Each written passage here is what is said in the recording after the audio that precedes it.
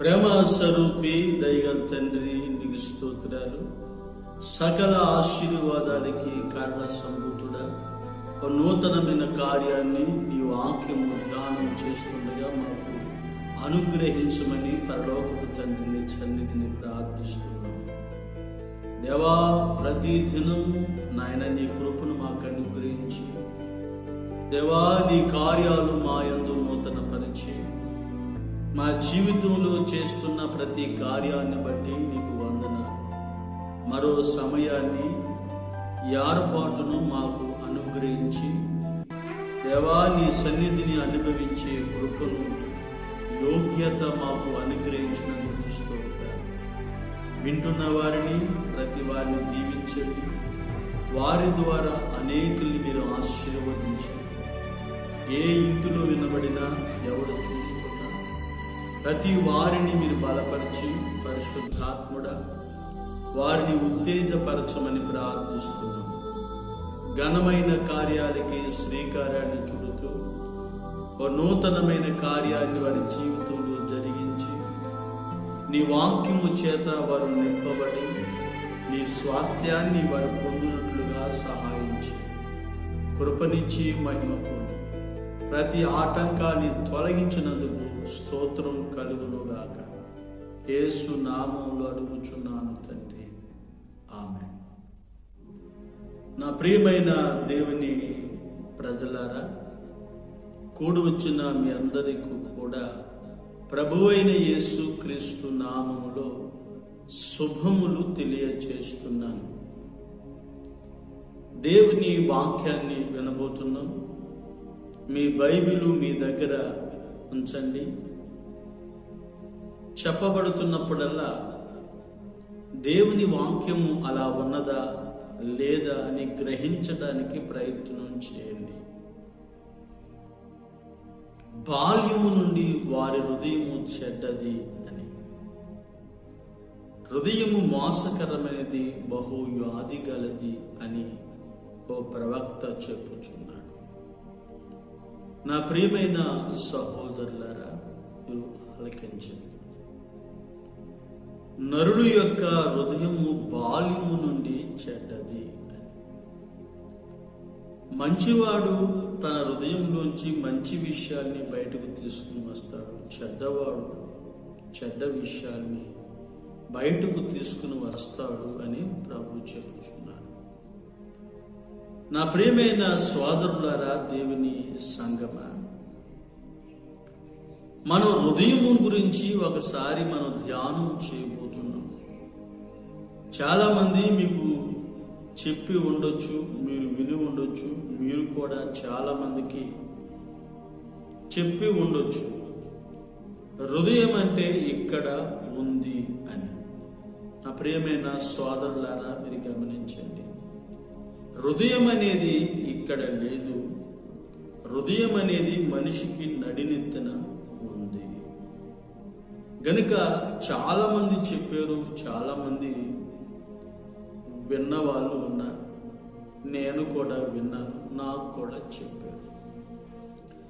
గనుక ఈ సందేశాన్ని ఆలకిస్తున్న నా జీవితంలో హృదయం అనేది ఎక్కడుందో అన్న విషయం మనం పూర్తిగా గ్రహించవచ్చు.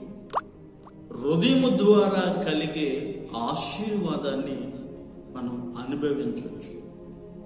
పరిశుద్ధతను ప్రారంభించాలన్నా, పరిశుద్ధుడిగా తీర్చబడాలన్నా, శుద్ధి జరగాలన్నా, సంపూర్ణత్వం, పరిపూర్ణత్వం మనం మనిషి అనుభవించాలన్నా, ఈ హృదయముతో ముడిపడి ఉంది మనుషుని జీవితం. ఆ హృదయం మనిషికి నడునెత్తిన ఉందని లేఖనాల్ని పరిశోధించడం కొన్ని విషయాలు మనకి పూర్తిగా అర్థమవుతున్నాయి. మత్తయి సువార్తమానం 5వ అధ్యాయము 8వ వాక్య భాగాన్ని చదువుతున్నాను, మీరు వినండి. హృదయ శుద్ధి గలవారు ధన్యులు, వారు దేవుణ్ణి చూచెదరు. 8వ వాక్య భాగాన్ని మనం చదువుతున్నప్పుడు ప్రభువైన యేసు క్రీస్తు ప్రభులు వారు చెప్తున్న మాటను మనం అలా ఆలకిస్తున్నాం. హృదయ శుద్ధి గలవారు ధన్యులు, వారు దేవుణ్ణి చూచెదరు నీ నా జీవితంలో కూడా దేవుణ్ణి చూడాలి, దేవుని స్వాస్థ్యాన్ని అందుకోవాలి, పరలోక నివాసుడుగా నేను జీవించాలి అనుకుంటున్న నీ జీవితంలో తప్పనిసరిగా హృదయ శుద్ధి కలిగి ఉండాలి. ఈ హృదయ శుద్ధి ఎవరికి ఉంటుందో వారు దేవుణ్ణి చూస్తారు. కనుక హృదయం అనేది ఇక్కడ కాదు, హృదయం అనేది ఇక్కడ ఉంటుంది. హృదయం అనేది ఇక్కడ ఉంటే కనుక శుద్ధి చేయడం అసాధ్యం. గనుక నా జీవితంలో హృదయ శుద్ధి గలవారు ధన్యులు, వారి దేవుణ్ణి చూస్తారు. బాల్యము నుండి నరుల యొక్క హృదయము చెడ్డది, బహు వ్యాధి గలది అని సేవకుని నోట, దేవుని నోట పలకబడిన లేఖన సత్యాల్ని మనం తెలుసుకోగలిగాం. ప్రభు ఏం చెప్తున్నారు ఇక్కడ అంటే, హృదయ శుద్ధి గలవారు ధన్యులు, వారు దేవుణ్ణి చూస్తారు. ఏమిటి అని మనం ఆలోచన చేయగలిగితే, మత్తయి సువార్త మనం 23వ అధ్యాయము 26వ వాక్య భాగాన్ని చదువుతాం. గుడ్డి పరిచయుడా, గిన్నెయు పల్లెమును వెలుపల శుద్ధగునట్లుగా ముందు వాటి లోపల శుద్ధి చేయుము. నా జీవితంలో కూడా హృదయ శుద్ధి గలవారు ధన్యులు అని మనం చదువుకున్నాం. అలాగే 25వ వాక్య భాగాన్ని కూడా మనం చదివితే, వెలుపట శుద్ధి కాకుండా పల్లెము గాని గిన్నె గాని వెలుపట శుద్ధి వల్ల దాన్ని ఉపయోగించటానికి వినియోగంలోనికి రాదు.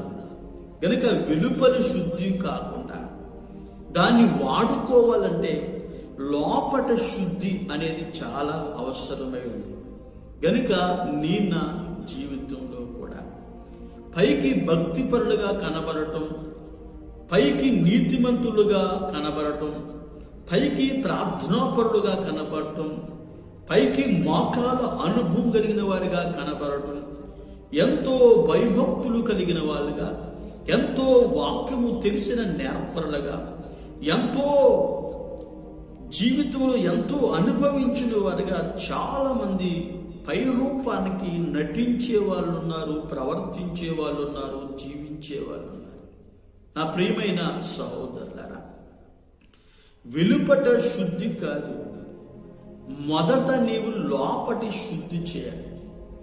పల్లెం లోపల ఎప్పుడు శుద్ధి అవుతుంది అంటే అప్పుడే నీవు పరిశుద్ధునిగా జీవించగలుగుతావు. ఎప్పుడైతే లోపట శుద్ధి చేయటం నువ్వు ప్రారంభిస్తావో, శుద్ధి చేయడం నువ్వు ప్రారంభిస్తావో, నీ జీవితంలో ఒక ఉన్నతమైన కార్యాన్ని ప్రభు జరిగిస్తాడు.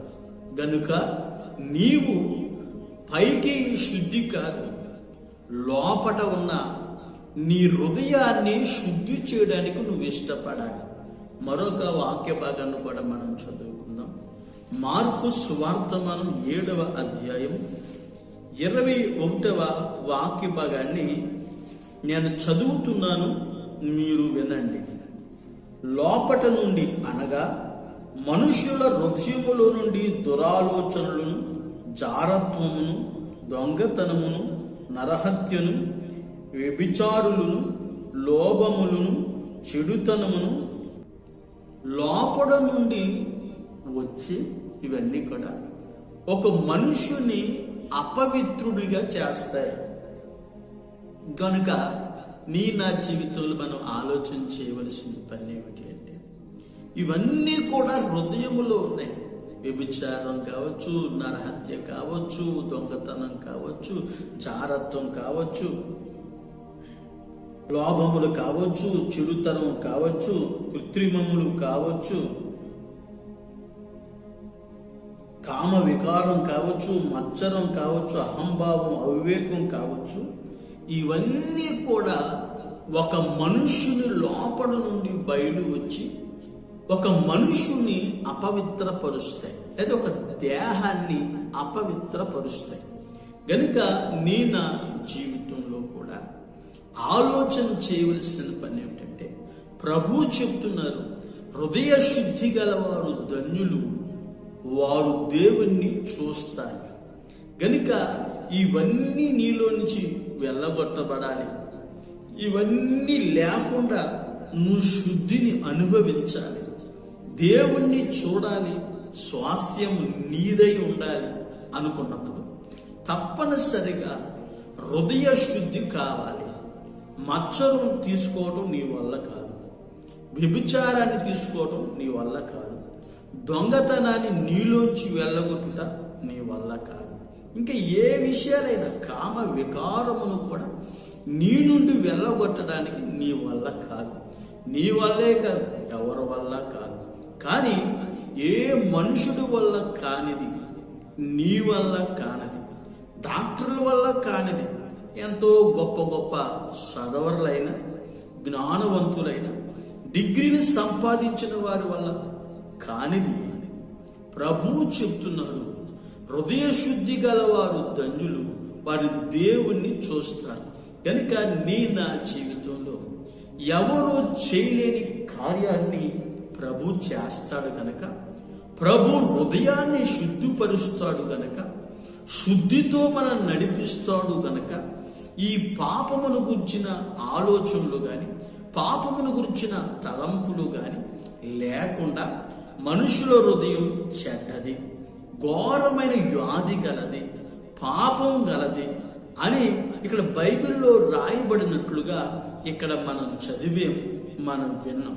కానీ ప్రభు నీతో చెప్తున్నారు ఈరోజు, హృదయ శుద్ధి గలవారు ధన్యులు, వారు దేవుణ్ణి చూచెదరు.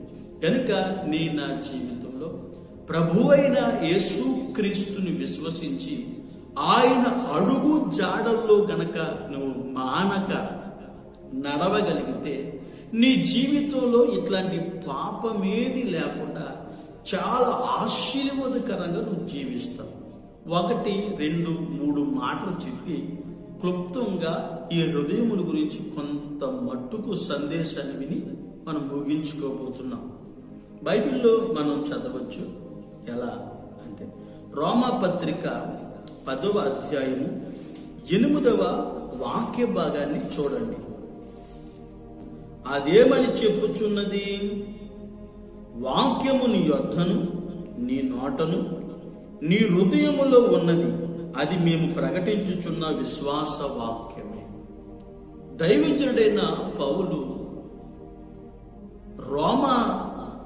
రోమీయులకు రాసిన పత్రికలో లేదా రోమా పత్రికలో రాయబడిన మాట ఏమిటి అంటే, వాక్యము నీ యొద్ద, నీ నోట,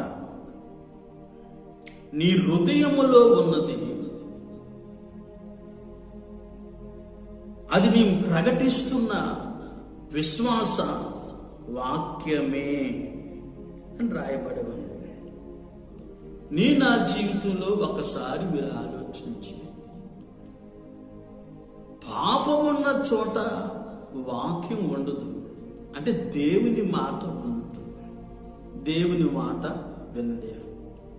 ఒకవేళ దేవుని మాట విన్నా గాని వాళ్ళు వాక్యానికి కూడా చోటు ఇస్తున్నారు అంటే వారు భక్తులు నిలబడలేరు. ఇంకా మనం చెప్పాలి అనుకుంటే, ఎంత చెట్టుకు అంత గాలు అన్నట్లుగా కాకుండా వీళ్ళు వాక్యము వింటారు, చేయవలసిన కార్యక్రమాలు చేస్తానే ఉంటారు. అంటే త్రోవ పక్కన పడ్డ విత్తనాలు లేదా ముళ్ళ పొదల్లో పడ్డ వారు అని మనం గ్రహించాలి. నా జీవితంలో ఒక గ్రహింపును మనం పొందాలి. ఇక్కడ హృదయములో వాక్యము, అది మేము ప్రకటిస్తున్న విశ్వాస వాక్యం. మీ హృదయములో వాక్యం ఉండబోతుంది. నీ హృదయములో గనక వాక్యము గనక ఉండగలిగితే, అది స్థిరముగా నీవు నిలుపుకోగలిగితే, ఆ వాక్యానుసారంగా నీవు చేసినప్పుడు లేకపోతే ప్రవర్తించినప్పుడు ఏం జరుగుతుంది అంటే, నీ హృదయంలో ఉన్న ఏ పాపమైనా నరహత్య కావచ్చు, వ్యభిచారం కావచ్చు, కామ వ్యవహారం కావచ్చు, జారత్వం కావచ్చు, దొంగతనం కావచ్చు, నేను అపవిత్రపరుస్తున్న ఏ ఆలోచనైనా లోపల నీకు కనబడకుండా శుద్ధి జరగకుండా ఉన్న ఏ పాపమైనా సరే ప్రకటిస్తున్న దేవుని వాక్యము, లేకపోతే బోధకులు బోధిస్తున్న దేవుని వాక్యము, సువార్థికులు బోధిస్తున్న ఆ అమూల్యమైన ఆ సందేశం ఏం చేస్తుందో తెలుసా? నీ హృదయములోనికి వచ్చి నీ హృదయములో ఉంటుంది. ఒక మనుషుని ఆలోచన, లేదా ఒక మనుషుని మాటలు, ఓ మనుషుని పద్ధతులు, ఓ మనుషుని యొక్క ఏదో మ్యాజిక్ ద్వారా జరిగేది కాదు. కేవలం దేవుని మాట ద్వారా ఒక వ్యక్తి దేవుని వాక్యమును లక్ష్యముంచి వినటము ద్వారాను కలిగేది ఏమిటి అంటే దేవుని వాక్యము హృదయములోనికి వస్తుంది. మనం బైబిల్ని చదవచ్చు. చదవండి. హెబ్రీ పత్రిక 4వ అధ్యాయము 12వ వచనాన్ని మనం చదువుకుందాం. ఎందుకనగా దేవుని వాక్యము సజీవం గలదై రెండంచులు గల ఎటువంటి ఖడ్గము కంటెను వాడుగా ఉండి ప్రాణాత్మలను, కీళ్లను, మూలుగులను విభాగించినంత మట్టుకు దూరుచు హృదయము యొక్క తలంపులను, ఆలోచనలను చోదించి గ్రహించింది. నా ప్రియమైన సహోదరులారా, దేవుని వాక్యము ఓ సేవకుడు బోధిస్తున్నప్పుడు, దేవుని వాక్యాన్ని ఓ సేవకుడు వివరిస్తున్నప్పుడు, దేవుని వాక్యము అంటే మీ హృదయములోనికి వస్తున్నప్పుడు, అదే మీ వినికిడి ద్వారా మీ హృదయములోనికి ప్రవేశిస్తున్నప్పుడు ఏం జరుగుతుందంటే మీ తలంపులను, మీ ఆలోచనలను శోధించుచున్నది. ఎంత మట్టుకు అంటే మూలుగులు కూడా విభాగించి ప్రాణాత్మ శరీరాలను మూలుగులు కూడా విభాగించి మిమ్మల్ని శోధించడం ప్రారంభిస్తుంది. దేవుని వాక్యాన్ని ఎందుకు వినాలి?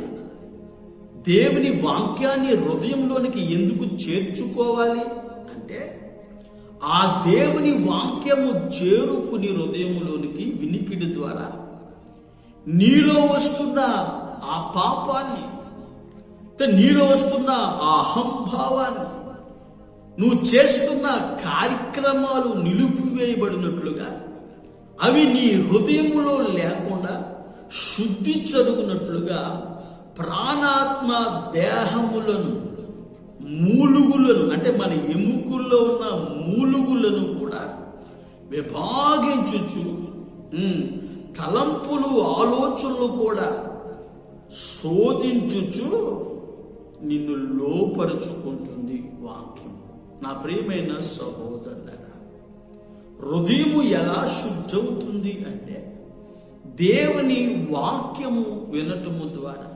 నా ప్రియమైన సహోదరులారా, దేవుని వాక్యం అంటే అల్లరి కాదు.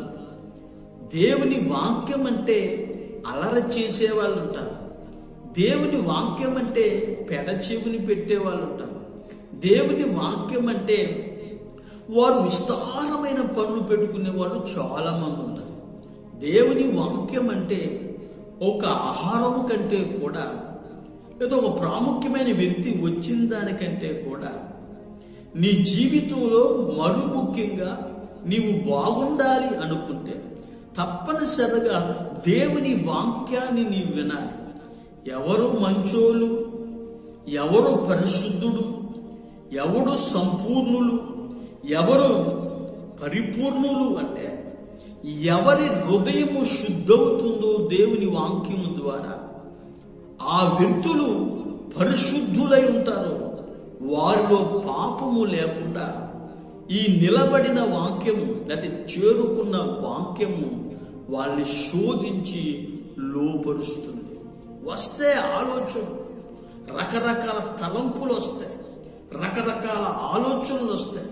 కానీ నీ వింటున్న ఆ వాక్యము, సేవకుడి దగ్గర వింటున్న ఆ వాక్యము, చదువుతున్న ఆ వాక్యము, నీవు ధ్యానము చేస్తున్న ఆ వాక్యము నిన్నేం చేస్తుందంటే, మనుషులు శుద్ధి చేయలేని నీ హృదయాన్ని పూర్వము నుండి, అంటే మనుషు జాతిలో ఆ బాల్యం నుండి చెడ్డదిగా ఉన్న ఆ హృదయాన్ని, బహు ఘోరమైన వ్యాధి గల ఆ హృదయాన్ని వినటం ద్వారా వచ్చే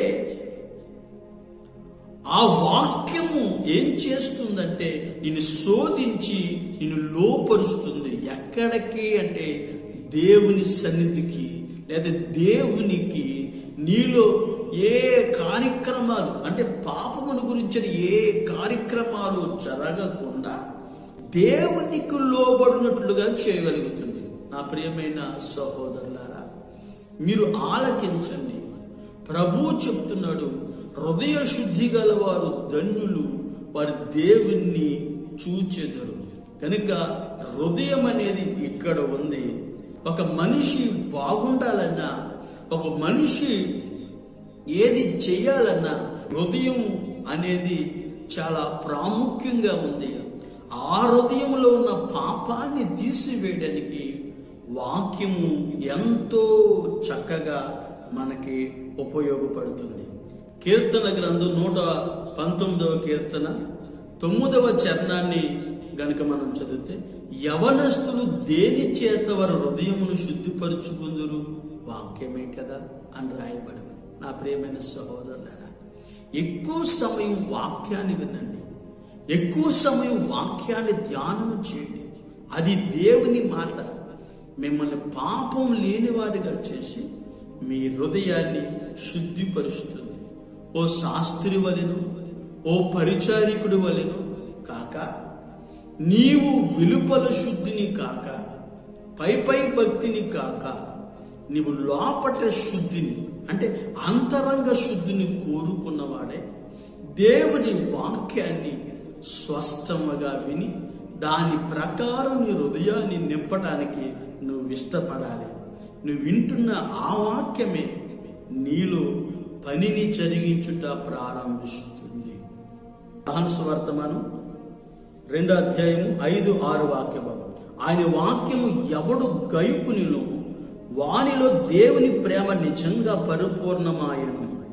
నా ప్రియమైన సహోదరులారా, దేవుని వాక్యమును ఎవరు గైకొంటారు? గైకొనటం అంటే అర్థం ఏంటి? నూరింతలుగా ఫలించేదే మంచి నేలను పెట్టి ఆ వ్యక్తి గైకొన్నవాడు. అంటే దేవుని వాక్యాన్ని వింటూ గైకొనాలి.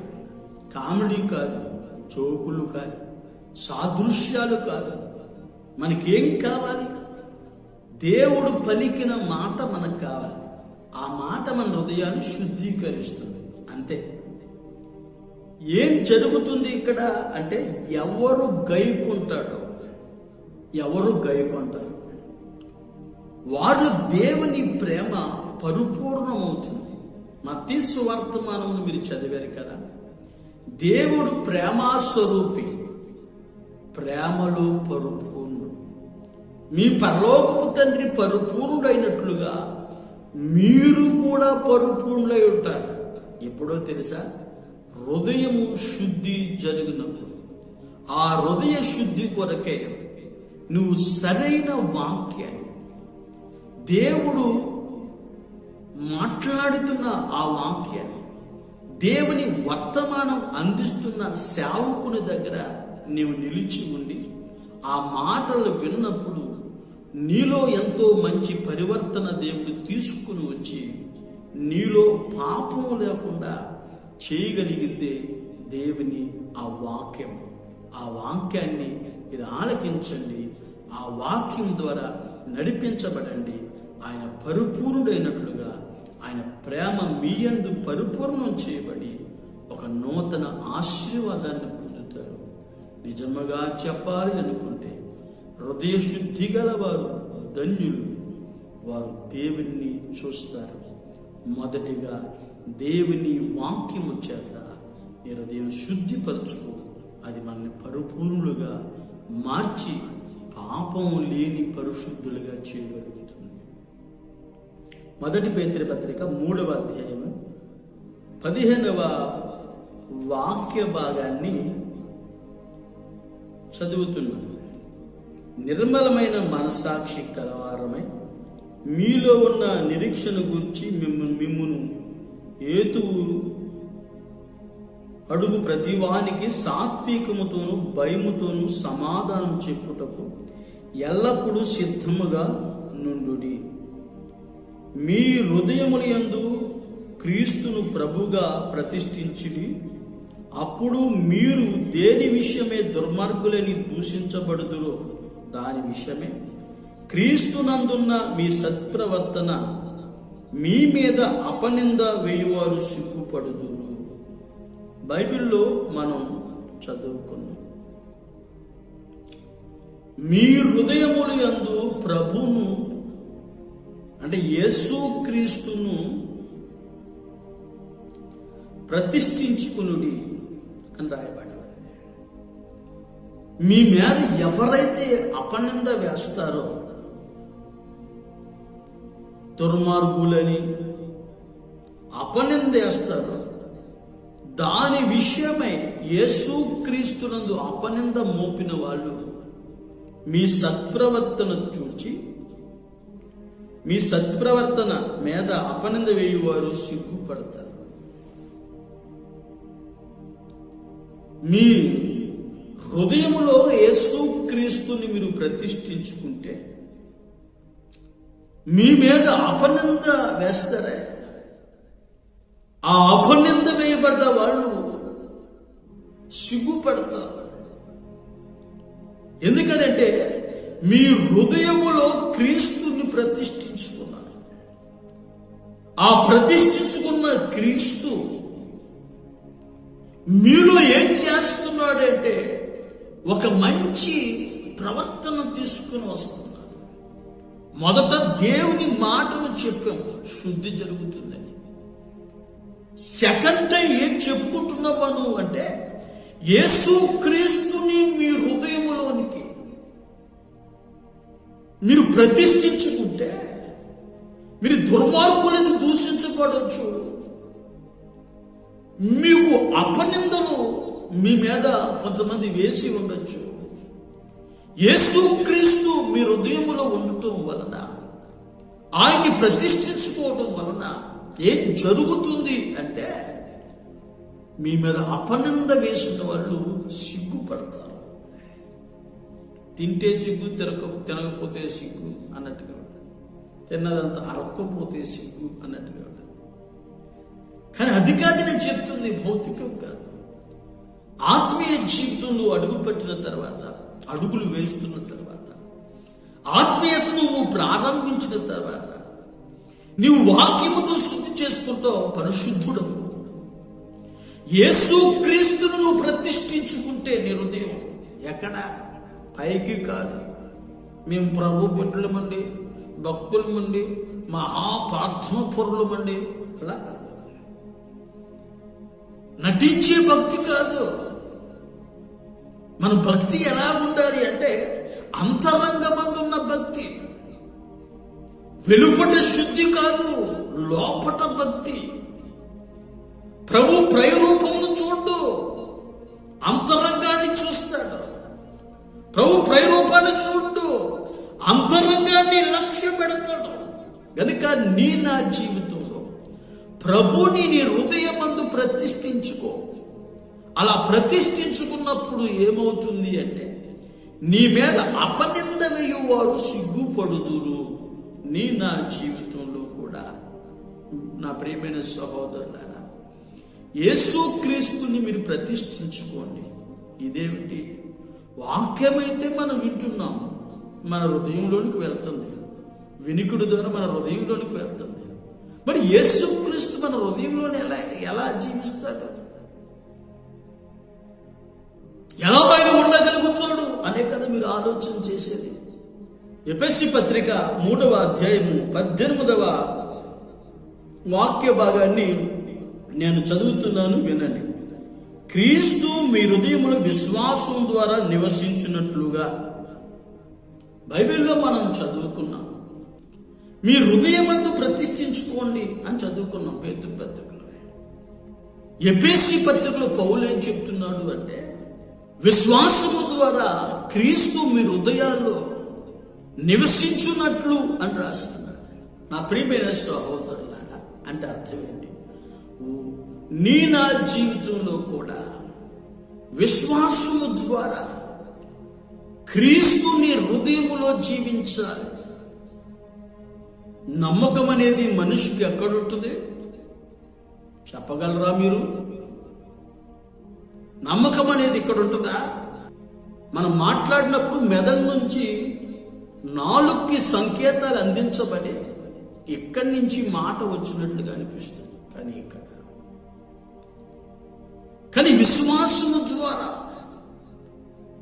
ప్రభువు నివసించేటట్టుగా చేయాలి. మరి విశ్వాసం ఎక్కడుంటుంది మనకు? ఇక్కడ కాదు. విశ్వాసం అనేది ఇక్కడ. విశ్వాసం లేదా నమ్మకం అనేది ఇక్కడే. ప్రభు నమ్మేవా లేదా, విశ్వసించేవా లేదా అని చెప్పడానికి ఎక్కడ కేంద్రం? ఇక్కడే. ఎప్పుడైతే నువ్వు విశ్వసించటం లేదా నమ్మటం నువ్వు ప్రారంభిస్తావో, క్రీస్తు విషయమే, క్రీస్తు ఇక్కడ ఉన్నాడు నీ హృదయంలో. అంటే విశ్వాసము ద్వారా లేదా విశ్వాస ఆలోచన చేత క్రీస్తు ఇక్కడ నివసిస్తున్నాడు. క్రీస్తు ఆలోచన ద్వారా నివసిస్తున్నాడు గనక నువ్వు చేసే ఆ పరివర్తన లేదా సత్ప్రవర్తన నీలోనికి వచ్చి ఆ యేసు క్రీస్తు యొక్క ప్రవర్తన ఏం చేస్తుంది అంటే నిన్ను బాగుగా ప్రవర్తించినట్లుగా చేయగలుగుతుంది. ఒకప్పుడు ప్రవర్తించావు, ఒకప్పుడు ఇష్టానుసారంగా నడిచావు, ఒకప్పుడు నీ రాజ్యం అన్నావు, ఒకప్పుడు నీ ఇష్టానుసారం అన్నావు. చూడండి, మీకు అర్థమయ్యేటట్టుగా నేను బోధించాలని నేను ఇష్టపడుతున్నాను. ఒక వ్యక్తి ఒక డ్రామాని చూస్తున్నాడు. అతను వారిని చూస్తున్నప్పుడు అది వింటున్నప్పుడు పర్వాలేదనిపించింది. యాక్టింగ్ చూస్తున్నాడు. అతడు ఎక్కడ నటించినా, ఎక్కడ డ్రామా వేస్తున్నా డ్రామా చూడడానికి వ్యక్తి వెళ్తున్నాడు. కొంచెం ఆ యాక్టింగ్ చేసేవాడి పైన, ఆ డ్రామా యాక్టర్ పైన ఈ చూసేవాడికి దృష్టి మళ్ళింది. అతని మీద కొంచెం అభిమానం చూపించడం ప్రారంభించాడు. ఎక్కడ వేసినా అక్కడికి వెళ్ళి ఇతడు చూస్తున్నాడు, వింటున్నాడు. ఆ నటన చూడటం వల్ల, ఆ నటన వినటం వల్ల ఏం జరిగిందంటే అతడు ఎలా డైలాగ్స్ మాట్లాడుతున్నాడో, ఎలా అక్కడ ప్రవర్తిస్తున్నాడో, వాడి స్టేజీ మీద ఉన్న ప్రవర్తన, నటనంతా కూడా ఈ చూస్తున్న వాడికి, వింటున్న వాడికి వచ్చేసింది. ఎక్కడికి వచ్చేసింది? అది ఇక్కడికి వచ్చేసింది. అంటే హృదయంలోనికి వచ్చింది. మనిషి ఈడే, కానీ వీళ్ళు డ్రామా ప్రవర్తన. మనిషి వీడే, కానీ క్రియలు వీడివి కాదు. మనిషి వీడే, జీవిస్తుంది వీడే, బ్రతుకుతుంది వీడే, మాట్లాడుతుంది వీడే, పనిచేస్తుంది వీడే, ఉద్యోగం చేస్తుంది వీడే, వ్యాపారాలు కూడా చేస్తుంది వీడే. కానీ వీడి ప్రవర్తన లేదు. వీళ్ళకి ఒక డ్రామా ప్రవర్తన రావటం వలన వాని వలే ప్రవర్తిస్తున్నారు. నా ప్రియమైన సోదరులారా, గమనించండి. మన ప్రభు అయిన యేసు క్రీస్తు విశ్వాసము ద్వారా మీలో నివసిస్తే మీ మీద అపనింద వేయువారు సిగ్గుపడతారు. ఎందుకని అంటే క్రీస్తు విశ్వాసం మూలముగా మీలో నివసించటం ప్రారంభించాడు గనక మీలో ఒకప్పుడు ఉన్న ఆ ప్రవర్తన కాక ఇప్పుడు సరికొత్త ప్రవర్తన వచ్చింది. ఆ ప్రవర్తన యేసు క్రీస్తు ప్రవర్తన. నా జీవితంలో కూడా అది యేసుక్రీస్తు ప్రవర్తన వచ్చింది. నా ప్రియమైన సహోదరులారా, మీరు గమనించండి, యేసుక్రీస్తు విశ్వాసం మూలంగా జీవించినప్పుడు నీ హృదయము ద్వారా ఒక ప్రవర్తన అనేది మారిపోతుంది. బైబిల్లో పౌలు ఏం చెప్తాడో తెలుసా? జీవించుచున్నది నేను కాదు, నా యందు క్రీస్తే జీవించుచున్నాడు అని చెప్తాడు. ప్రభు అయిన యేసుక్రీస్తు ప్రభులు వారు ఏం చెప్తారు? యోహాను సువార్త మనం 14:11-12 వచనాలు మనం చదువుకుందాం. తండ్రి యందు నేనును నా యందు తండ్రి ఉన్నామని నమ్ముడి, లేదా ఈ క్రియ నిమిత్తమైన నన్ను నమ్ముడి. నేను తండ్రి యొద్దకు వెళ్ళుచున్నాను గనుక నేను చేయు క్రియలు నా యందు విశ్వసించువాడును చేయును అన్నాడు. నా ప్రియమైన సహోదరులారా, నేను తండ్రి దగ్గరికి వెళ్ళిపోతున్నా.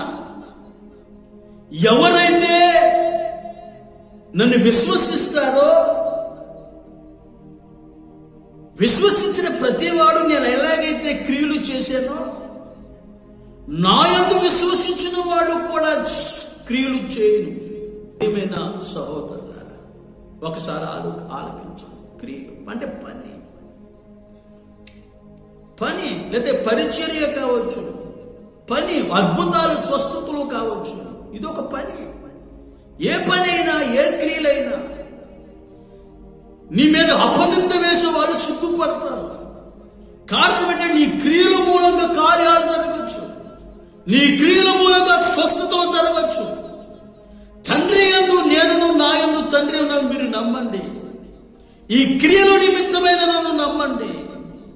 ఎవరైతే యేసుక్రీస్తు నందు విశ్వసిస్తారో, విశ్వాస మూలంగా యేసుక్రీస్తు ఎవరిలో అయితే, ఎవరి హృదయాల్లో అయితే నివసిస్తారో, ఆయన చేసిన క్రియలు వారు కూడా చేసి మంచి ప్రతిఫలాన్ని, మంచి ప్రయోజనాన్ని పొంది, అపనింద వేశారే అపనిందకారులు, వారు నోళ్ళు మూయబడినట్లుగా, సిగ్గుతో తలదించుకున్నట్లుగా యేసుక్రీస్తు మీ హృదయములో నివసించటం ద్వారా ఓ గొప్ప కార్యాన్ని ప్రభు చేయబోతున్నాడు. వాక్యం ద్వారా శుద్ధి, యేసుక్రీస్తు ద్వారా మంచి ప్రవర్తన, అదే సత్ప్రవర్తన గనక నీ జీవితంలో గనక వస్తే మంచి క్రియలు నువ్వు చేయగలుగుతావు.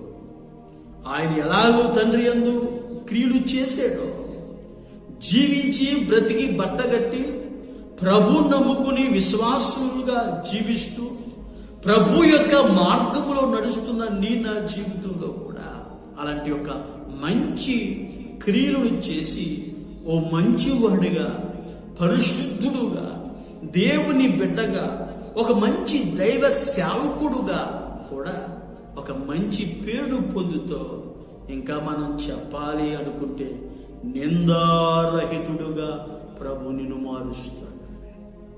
ఇది రెండో విషయం.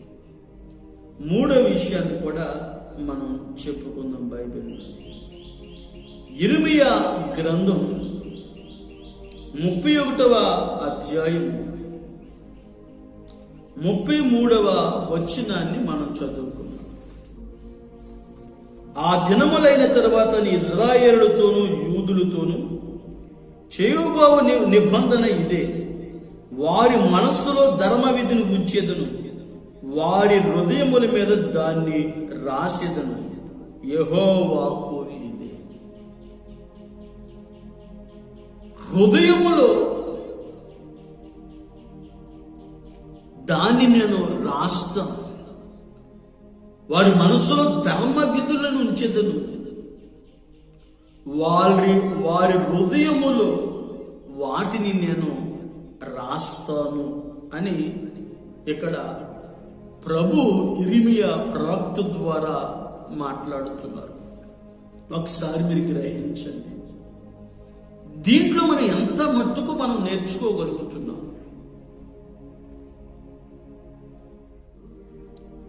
వారి మనస్సులో నా ధర్మాన్ని ఉంచుతాను. నేను వారి హృదయంలో నేను రాస్తాను. ఓ పిల్లవాడైతే నర్సరీ క్లాస్ చదువుకున్నవాడైతే పలక మీద రాస్తాడు.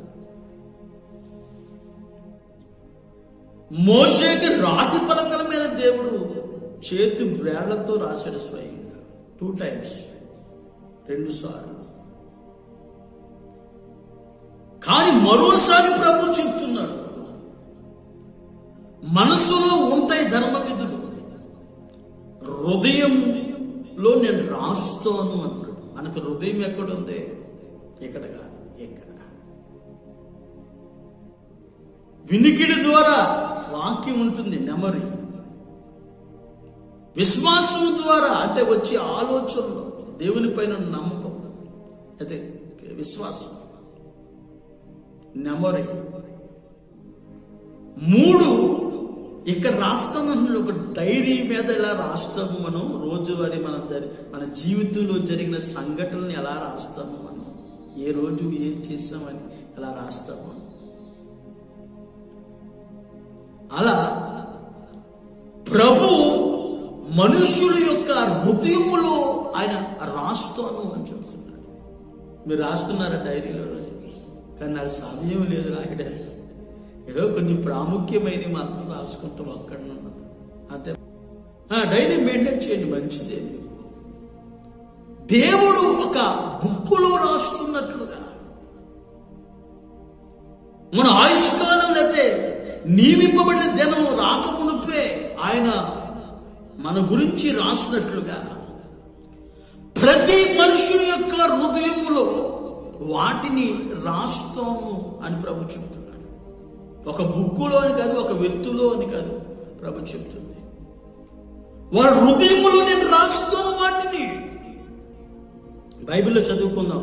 2 కొరింథీ పత్రిక 3వ అధ్యాయం 3వ వాక్యం. రాతి పలక మీద గాని సిరాతో గాని రాయబడక మెత్తని హృదయములు అను పలకల మీద జీవం గల దేవుని ఆత్మతో మా పరిచర్య మూలంగా రాయబడిన క్రీస్తు పత్రికనై ఉన్నారని మీరు తేటపరచబడుచున్నారు. నా ప్రియమైన సహోదరులారా, ఇక్కడ మనం చదువుకున్నాం, సిరాతో గాని రాతి పలక మీద గాని, లేదా రాతి పలక మీద గాని సిరాతో గాని కాక మా పరిచర్య మూలముగా దేవుని ఆత్మ ద్వారా, లేదా ఆత్మ ద్వారా దేవుడు మీ హృదయాల్లో రాస్తున్నారు. మీరు క్రీస్తు పత్రిక అయినట్లుగా తెలియజేస్తున్నారు. నా ప్రియమైన సహోదరులారా, ఒకసారి ఆలోచించి దేవుని యొక్క ఆ ధర్మము మన హృదయం అనే పలకల మీద వాటిని రాస్తున్నారు. మీకు అర్థవంతంగా అర్థం కావాలి అనుకుంటే బైబిల్లో ఏం రాయబడి ఉంది అంటే, రోమపత్రిక 5వ అధ్యాయం 5వ వాక్య భాగంలో పరిశుద్ధాత్మ ద్వారా తండ్రి ప్రేమ మానవుని హృదయంలో కుమ్మరించబడుతుంది. పౌలు ఏం చెప్తున్నాడంటే, మా పరిచర్య మూలంగా లేదా మా క్రియల మూలంగా క్రీస్తుని విశ్వసించి విశ్వాసం ద్వారా ప్రకటించడం ద్వారా ఏం జరుగుతుంది అంటే, మీ హృదయం అనే పలకల మీద వాటిని ప్రభు రాయటం, లేదా పరిశుద్ధాత్ముడు రాయటం జరుగుతుంది. ఇదేమిటి అంటే దేవుని ధర్మము. అలనాడు రాతి పలకల మీద రాస్తే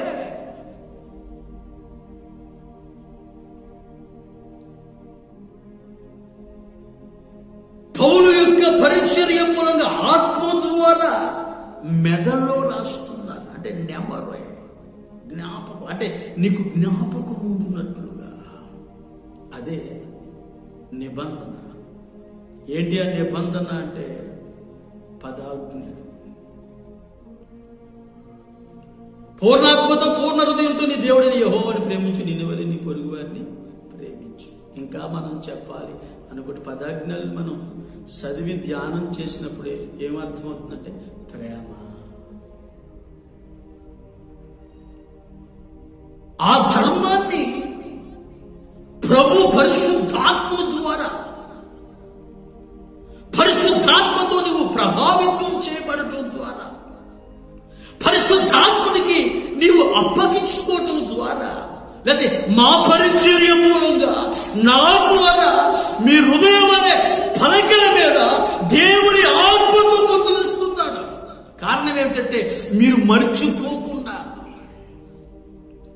మీరు మరవబడకుండా అనే పలకల పైన వాటిని ఆయన ఆత్మ మూలముగా రాస్తారు. దైవజనుడైన పౌలు అంటున్నాడు, మా పరిచర్య మూలంగా రాయబడిన క్రీస్తుకు పత్రికై ఉన్నారు, క్రీస్తు పత్రికై ఉన్నారు. నీ నా జీవితంలో క్రీస్తు పత్రికై ఉన్నారు కనుక నీ నా జీవితంలో అటువంటి కృపను మీరు సంపాదించాలని ప్రభు అయిన యేసు క్రీస్తు పేరట నేను కోరుకుంటున్నాను. ద్వితీయోపదేశ కాండము 30వ అధ్యాయము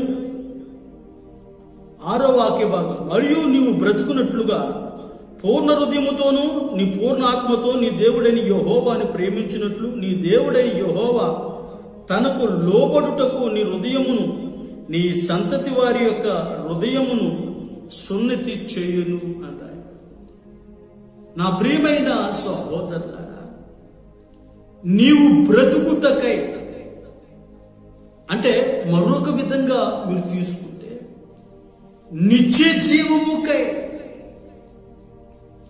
మీ హృదయమందు ఆ యొక్క ధర్మ విధుల్ని, లేకపోతే మీ హృదయం అనే ఆ పలకల మీద వాటిని ఆయన ఆత్మ ద్వారా రాస్తున్నాడు అని బైబిల్లో సెలవించింది. అది మీ కొరకు, మీ పిల్లల కొరకు నిత్యము దేవుని చేత, లేకపోతే మీరు దేవుణ్ణి ప్రేమించినట్లుగా, దేవుడు మీ జ్ఞాపకాల్లో ఉంటున్నట్లుగా, మీ సంతతి వారికి సున్నతి చేయబడుతుంది అని బైబిల్ సెలవిస్తుంది. నా ప్రియమైన సహోదరులారా, మీ హృదయం అనే పలకల మీద ఆయన రాస్తున్నాడు నీవు బ్రతుకున్నట్లుగా. నా ప్రియమైన సహోదరులారా, ఒకటి మీరు చదువుకున్న మనం ధ్యానం చేసే వాక్యం, రెండవది క్రీస్తు జీవించుట, 3 పరిశుద్ధాత్మని ద్వారా దేవుడు స్వయంగా నీ హృదయం అనే పలకల మీద వాటిని రాస్తున్నాడు. మోషేతో దేవుడు ఇజ్రాయేలుకి రాతి పలకల మీద రాశాడు. అలాగే నీ జీవితంలో, నా జీవితంలో కూడా ప్రతి మనిషికి వారు వీరు అని భేదాభిప్రాయం లేకుండా ప్రతి మనిషి ఆ హృదయమందు సున్నతి పొందినట్లుగా, అంటే గుర్తును పొందినట్లుగా. కనుక నీ నా జీవితంలో ఈ గుర్తుని తప్పనిసరిగా నీవు నీ సంతతి, నీవు నీ సంఘం, నీవు నీ వారు బ్రతుకున్నట్లుగా, అంటే నిత్య జీవము సంపాదించినట్లుగా, నిత్యము నీవు దేవుణ్ణి ప్రేమించినట్లుగా ఇక్కడ ఆయన రాస్తున్నాడు. అలనాడు మోషే కాలంలో రాశాడు. ఈ రోజున ఆత్మ ద్వారా, లేదా ప్రభు అయిన యేసుక్రీస్తునందు దైవ సేవకుల ద్వారా నీకొక గుర్తుని, సున్నతులు అంటే ఒక గుర్తును రాస్తున్నాడు. అంటే ఇక్కడ స్టోరేజ్, వాక్యము స్టోరేజ్ ఉండటం వల్ల శుద్ధి, క్రీస్తు ఉండటం వల్ల క్రియల్లో శుద్ధి. ఇంకా మనం చెప్పాలి అనుకుంటే ఆయన రాయటం వల్ల నీ జ్ఞాపకాల్లో శుద్ధి.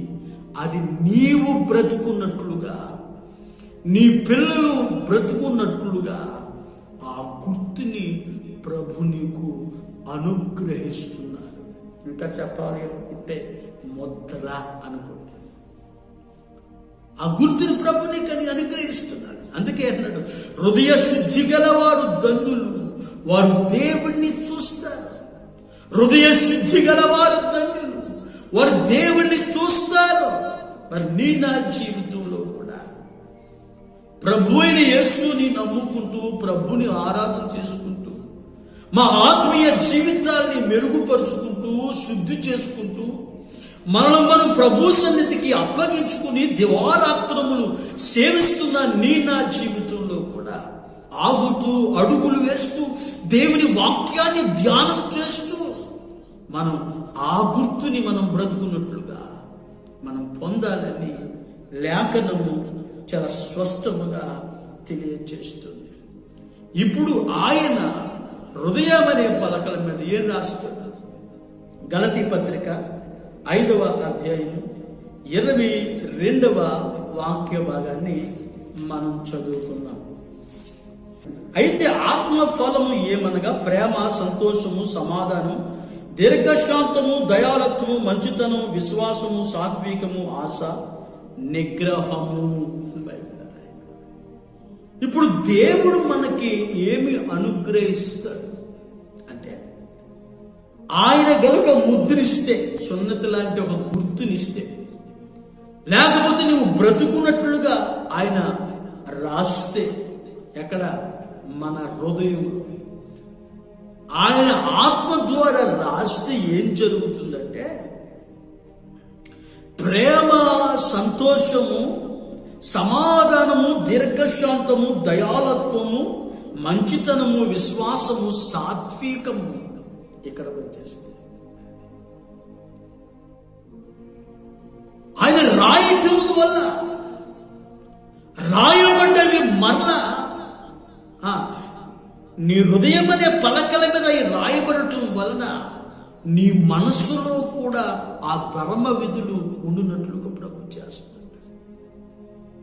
గనుక నీ నా జీవితంలో భౌతికంగా జీవిస్తున్న భౌతిక దేహానికేమో హృదయము అయితే, లోపల నాటబడిన అంతరంగ పురుషునికేమో కలిగింది మనస్సు, మనస్సాక్షి. ఆ మనస్సులో నీ ధర్మ విధుల్ని ఉంచుతాడు. నా ప్రియమైన సహోదరులారా, ఆయన ఆ ధర్మమును రాసినప్పుడు, పరిశుద్ధాత్ముడు కుమ్మరించినప్పుడు, ఎవరి పరిచర్య ద్వారా ఆయన ప్రేమ, సంతోషం, దయాళత్వం, దేవుడు ఎంత పరిపూర్ణుడో, ప్రేమలో ఏ విధంగా పరిపూర్ణుడై ఉన్నాడో, పౌలు కొరింథీ పత్రికల 13వ అధ్యాయంలో దేవుడు ఎంత పరిపూర్ణుడని చెబుతున్నాడో ప్రేమ గురించి, అవి నీ జ్ఞాపకం నీకు ఉండునట్లుగా ప్రభు గొప్ప కార్యాన్ని చేయబోతున్నాడు. కనుక నీ నా జీవితంలో మీరు జ్ఞాపకం చేసుకోండి.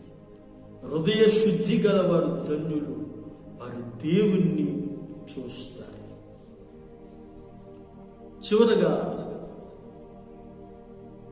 ఒక మాటను చెప్పుకొని మనం ముగించుకోబోతున్నాం. మరి ఎవరు చూశారు? మోషే అంటాడు, అయ్యా నీ మహిమను నాకు చూపించు. దేవుడు అంటాడు, నా మహిమను చూచిన నరుడు బ్రతకడు. మహిమ ప్లస్ ఘనత.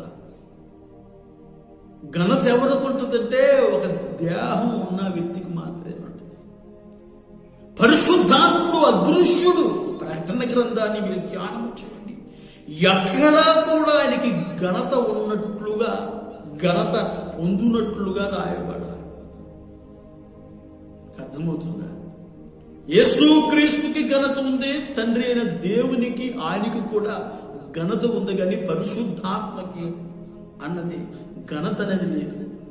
ఆయన అదృశ్య దేవుని స్వరూపి. ఒకసారి మీరు ఆలోచించు. నీ మహిమను నాకు చూపించు అంటే నేను నా మహిమను చూచిన నరుడు బ్రతకడు. యాకోబు బ్రతికాడు. యాకోబు దేవుని దూతను చూచాడు. అలాగే కొందరు దేవుని దూతలను చూచారు. వారు దేవుణ్ణి చూచాను అనుకుంటున్నారు. ఇశ్రాయేలు దేవుణ్ణి చూచారు. అందరూ కలిసి సంతోషముతో అన్నపానములు పుచ్చుకున్నారు. ఎక్కడ అంటే పాదములు కింద. నా ప్రియమైన సహోదరులారా, మోషేను దేవుడు అంటాడు, నేను దాటు వెళుతుండగా నా చేతులతో నేను కప్పుదును, నా వెనక పార్శ్వమును చూడన్నాడు. ఏమండి, ఆత్మలా కప్పితే మనకు నీడ కనపడుతుందండి? సాటి వస్తుందా? మీకు తెలుస్తుందా భౌతికంగా? ఆత్మీయంగాను మనమే భౌతికంగా ఒకటి ఎట్లా కుదరదు.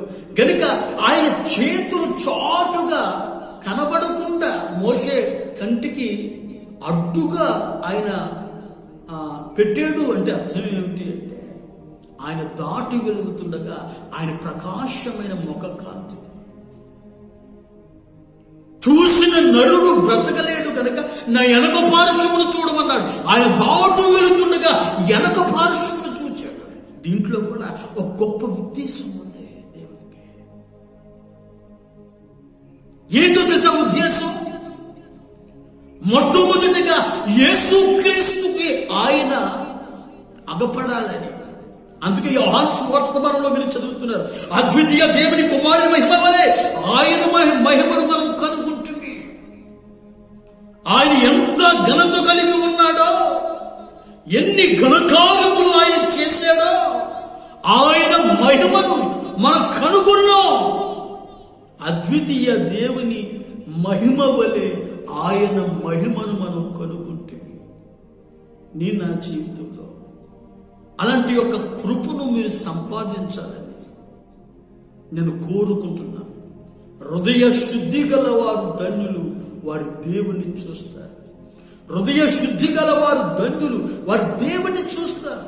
యేసుక్రీస్తు ప్రతి మాట ఆయన చూస్తూ పలికింది, ప్రతి మాట ఆయన బట్టి పలికింది, చేస్తున్న ప్రతి క్రియ ఆయన బట్టి చేస్తుంది. ప్రతిదీ ఆయన జీవితంలో దేవుని చిత్తానుసారంగా తన జీవితాన్ని కాపాడుకుంటూ అడుగులు వేస్తూ తన జీవితంలో దేవుణ్ణి చూడగలిగాడు. ఆ యోహాను సువార్తలో మనం చదువుకున్నట్లుగా అద్వితీయ కుమారుని మహిమ వలె ఆయన మహిమను మనం కనుగొంటుంది. కనుక నీ నా జీవితంలో మోషేకి కనబడలేకపోవడానికి గల కారణం, మొదటి పురుషుడు అయిన మొదటివాడు అయిన యేసుక్రీస్తుకి తన ఘనతను కనుపరుచుకోవడానికి దేవుడు ఇష్టపడ్డాడు. నా ప్రియమైన సహోదరులారా, మీరు ఆలకించండి. యోహాను సువార్తమానం 1వ అధ్యాయము 14వ వచనాన్ని 15వ వచనాన్ని కూడా మనం చదువుదాం. వాక్యము శరీరధారి అంటే మనిషి లేదా ఒక దేహమై భౌతికంగా, వాక్యము శరీరధారి కృపా సత్య సంపూర్ణుడుగా, అంటే కృప అంటే ఉచితంగా దేవుడు చేసే కాదు, సత్యము అంటే నిజముగా, సంపూర్ణుడుగా మన మధ్య నివసించేను. అంటే శరీర తత్వంలో కృప పొందిన ఆయన నిజముగా దేవుని కుమారుడుగా, నిజమనే ఆ వాక్య సందేశాన్ని మీరు వినండి, మీకు అర్థమవుతుంది. దేవుని కుమారుడుగా తండ్రి వల్ల కలిగిన అద్వితీయ కుమారుని మహిమ వలె ఆయన మహిమను కనుగొంటిమి. అంటే జనతేక కుమారుని మహిమ వలె ఆయన మహిమను కనుగొంటిమి. జనతేక కుమారుడు అంటే పరలోకంలో కుమారుడు. మరి తండ్రికి ఒక కుమారుడు ఉన్నాడంటే ఎలా ఉంటాడు? ఆయనలా ఉంటాడు, లేకపోతే ఆయన తల్లిలాగా ఉంటాడు. వేరే పోలిక అనేది ఉండదు. కనుక నీ నా జీవితంలో కూడా మీరు ఆలోచిస్తూ అడుగులు వేయాలి. ఆ విధంగా మీరు జీవించాలని ప్రభు కోరుకుంటున్నాడు, ఇష్టపడుతున్నాడు. గనుక నీ నా జీవితంలో మోషేకి ఆయన్ని కనుపరుచుకోలేదు, వెనక పార్శ్వమును చూసాడు, కానీ యేసుక్రీస్తుకి బయలుపరుచుకున్నాడు. అద్వితీయ కుమారుడే ఆయన బయలుపరచాలి. తండ్రి కుమారుని ఎరుగుడు, కుమారుడు తండ్రిని ఎరుగును, ఆడుగాక ఎవరిని ఎరుగుడు. క్రీస్తు ఎవరికి బయలుపరచాలని ఉద్దేశించను, వాడుగాక తండ్రిని ఎవడును వెలుగడు. కనుక యేసు క్రీస్తు ఎలా ఉంటాడో, జనతేక కుమారుడు ఎలా ఉంటాడో, అలాగే దేవుడు కూడా ఉంటారు. ఎవరైతే హృదయ శుద్ధి గలవారై ఉంటారో వారు దేవుణ్ణి చూస్తారు. దేవుని దాసులు ఆయన ముఖ దర్శనాన్ని చేస్తారు. యథార్థవంతులు ఆయన ముఖ దర్శనాన్ని చేస్తారు. నీ నా జీవితంలో కూడా అట్లాంటి ఒక యోగ్యతను, కృపను నువ్వు సంపాదించాలని నేను కోరుకుంటూ ఈ వాక్యాన్ని నేను ముగిస్తున్నాను. కనుక అందరు తల్ల వంచండి, కన్నులు వేయండి, ప్రార్థన చేసుకోండి. ప్రేమా స్వరూపి దయగల తండ్రి, నీకు స్తోత్రం. ఇంతవరకు మీరు మాట్లాడిన మాట కొరకు స్తోత్రం. హృదయ శుద్ధి గల వారు ధన్యులు, వారి దేవుణ్ణి చూస్తారు. మాకు హృదయ శుద్ధి ఉండాలి. మా హృదయంలో పాపం, బాల్యము నుండి మేము పాపం చేస్తున్న వాళ్ళు ఉన్నాయి. దేవా, మాలో వ్యభిచారం, మాలో క్రూరత్వం, మాలో దొంగతనం, మాలో నాయన కామ వికారం ఉంది. వాటిని తీసివేయండి. మమ్మల్ని అపవిత్రులుగా చేస్తున్నాయి గనుక ప్రతి వారి పరిశుద్ధునిగా మీరు మార్చండి. నీ వాక్యము ద్వారా, నీ క్రియల ద్వారా, నీవు రాసి మమ్మల్ని బ్రతికించటము ద్వారా, నీవు ముద్రించటము ద్వారా అట్లాంటి కార్యాలు మేము అనుభవిస్తూ మా హృదయాన్ని మేము శుద్ధిపరుచుకుంటూ, అయ్యా మోషే వలె అద్వితీయ దేవుని కుమారుని మహిమ వలె మేము కనుగొనినట్లుగా ఆయన చూసినప్పుడల్లా నిన్ను చూస్తూ హృదయ శుద్ధిపరుచుకుని యేసు క్రీస్తు ఎలా ఆయన్ని మిమ్మల్ని చూడగలిగాడు అలా మేము చూసే ఆ భాగ్యాన్ని, ఆ సమయాన్ని మా అందరికీ మీరు దయచేయమని అయ్యా నేను కోరుకుంటున్నాను. ప్రతి వారిని దీవించండి, ఆశీర్వదించండి, కృపనివ్వండి, లేఖనాన్ని స్థిరపరచండి, అద్భుతం స్వస్థత చేయండి. ప్రతి వారిని వాక్యమందు ప్రతిష్ఠత చేయమని ప్రార్థిస్తున్నాం. క్రీస్తు నివసించినట్లుగా, వాక్యము నివసించినట్లుగా, మీరు ముద్రించినట్లుగా, వారు బ్రతుకున్నట్లుగా ఓ ఘనకార్యం చేయబోతున్నందుకు స్తోత్ర. వారి కొరకు గుప్పులు వెప్పబడా, వారి కొరకు వాక్యము నిలబడా. దేవ నూతనమైన కృపతో నింపండి, వారి హృదయాన్ని స్థాపించండి. ఘనకార్యాలు చేసి మహిమ పొందండి. దేవుని ఆశీర్వాదం కలిగించి ఎవరు వింటున్నారు, ఏ కుటుంబస్తులు వింటున్నారు, ప్రతి వారిని దీవించి ఆశీర్వదించి గొప్ప చేయండి. యేసు నామములో అడుగుచున్నాను తండ్రి, ఆమేన్. God bless you. మీ అందరికీ వందనాలు. వాక్యంతో ముగించబడింది. వచ్చే సమయాల్లో కలుసుకున్నాం. అంతవరకు సెలవు.